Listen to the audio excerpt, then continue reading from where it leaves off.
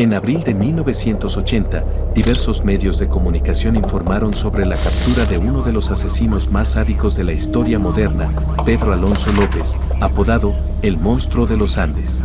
Se encontraba caminando por los pasillos de un mercado rural en la ciudad de Ambato, Ecuador, cuando sus ojos se posaron sobre una niña de 12 años. Decididamente, y con las más oscuras intenciones, la tomó de uno de los brazos y emprendió una presurosa huida. Durante el trayecto, fue capturado por las autoridades y llevado a la comisaría, donde sería interrogado y confesaría los horribles crímenes que lo condecorarían con el deshonroso título de uno de los criminales más brutales del siglo XX.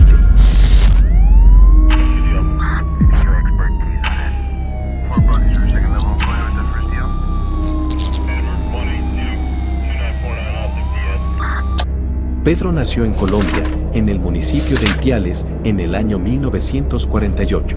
Hijo de una familia numerosa, la vida de Pedro no sería fácil, pues desde joven sería constantemente sometido a vejaciones por parte de su madre. Los factores violentos que atravesó el país en aquellos años harían que la familia se mudara a la región de Tolima, al sur del país. En una de las pequeñas habitaciones, Pedro, junto a sus hermanos, escucharía con desagrado los gemidos de su madre, quien en ese entonces ejercía la profesión. El ambiente precario crearía un trauma brutal que corrompería el carácter del joven Pedro. Así, a la edad de 9 años, fue sorprendido por su madre mientras intentaba abusar de una de sus hermanas. Como castigo, la madre lo echó de casa después de quemarle los pies con una vela. El joven, condenado a vivir en la indigencia, fue sometido a numerosas violaciones en medio de su nuevo entorno de supervivencia.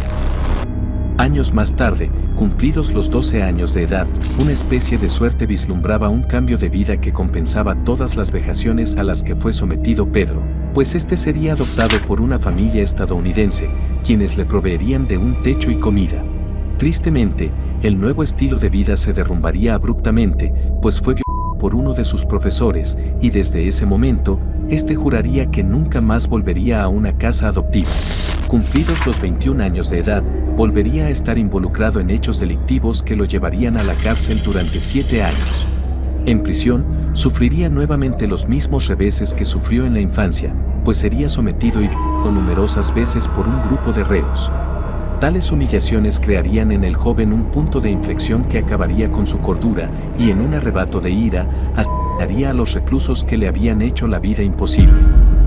Es aquí donde Pedro iniciaría su vida de asesino serial. En 1978, tras cumplir su condena, viaja a Perú en donde se residiría en la parte sur del país. Gran parte de estas zonas remotas y rurales servirían a Pedro para llevar a cabo sus fechorías. Entre los poblados, incursionaría y seleccionaría cuidadosamente a sus víctimas, las cuales resultaban ser todas menores de edad, a quienes convencía por medio de regalos y engaños de huir con a lugares en donde no podrían escapar. Esta escabrosa estrategia le llevaría a matar a cerca de 100 menores de edad. El mismo Pedro confesaría a las autoridades cuál sería el macabro motivo para seleccionar a sus víctimas, el cual consistía en aquellas que tuvieran los ojos más inocentes. Estas perversas cacerías llegarían a su fin, pues tras un frustrado rapto, sería descubierto por los residentes, quienes furiosamente lo desnudarían, golpearían y enterrarían vivo con el deseo de dejarlo morir. Sin embargo, para su fortuna, la situación tomaría un giro inesperado. Por azares del destino, la vida de Pedro sería socorrida por una misionera americana, quien tras dialogar con la turba enfurecida, conseguiría que Pedro fuera entregado a las autoridades peruanas, quienes obtendrían las más escabrosas confesiones. Desafortunadamente, las pruebas que lo vinculaban con los numerosos asesinatos no serían lo suficientemente sólidas para una sentencia severa, por lo que sería puesto en libertad y deportado a Ecuador. En su retorno, se movería libremente por varias partes del país, incluida su natal Colombia. En aquellos años, se reportaría un enorme incremento de desapariciones de niñas, las cuales podrían haber sido fácilmente atribuidas a los actos de Pedro, de no ser por el grave problema de trata de personas que reinaba en distintas zonas de estos territorios en aquellos años. En 1980, una inundación en la ciudad de Ambato, Ecuador, dejó al descubierto los cuerpos de 4 menores, los cuales habrían sido cuidadosamente enterrados por una misma persona. Los macabros actos de Pedro llegarían a su fin ese mismo año. Días más tarde, después de la inundación, una pequeña niña llamada Marie, de 12 años, se hallaba con su madre de compras en uno de los mercados de la zona. Ante ellas, apareció un hombre quien, forzosamente, la tomó del brazo y emprendió una rápida huida con la niña. Afortunadamente, el sospechoso fue abatido por varios empleados del mercado, quienes alertaron a las autoridades sobre la situación. Al llegar estos, descubrieron que se trataba ni más ni menos que de Pedro, a quien responsabilizarían por la muerte de las 4 jóvenes halladas días antes. Durante el interrogatorio, la reticencia de información hizo imposible la obtención de un testimonio, por lo que necesitaron la ayuda de un clérigo para la confesión.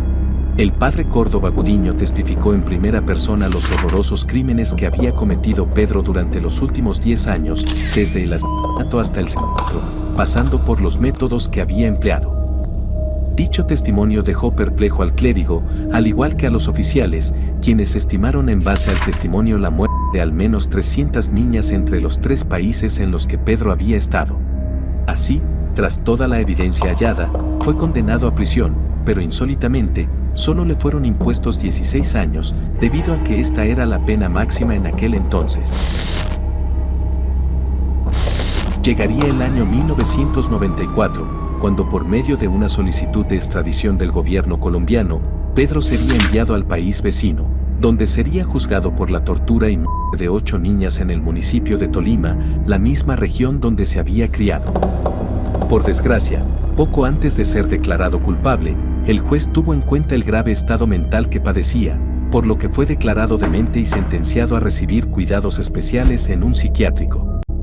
Pasados 4 años, los doctores determinaron que este ya se hallaba cuerdo, por lo que solo pagó una fianza y fue liberado en el año 1998.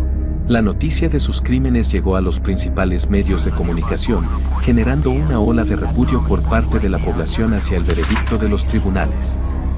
Tanto era el revuelo que, en el año 2002, las autoridades colombianas emitieron una orden de captura internacional a través de Interpol, pero hasta la fecha, no ha habido resultado. Su último avistamiento fue el 22 de septiembre de 1999, cuando acudió a la Registraduría de Bogotá para reclamar su nueva cédula de ciudadanía.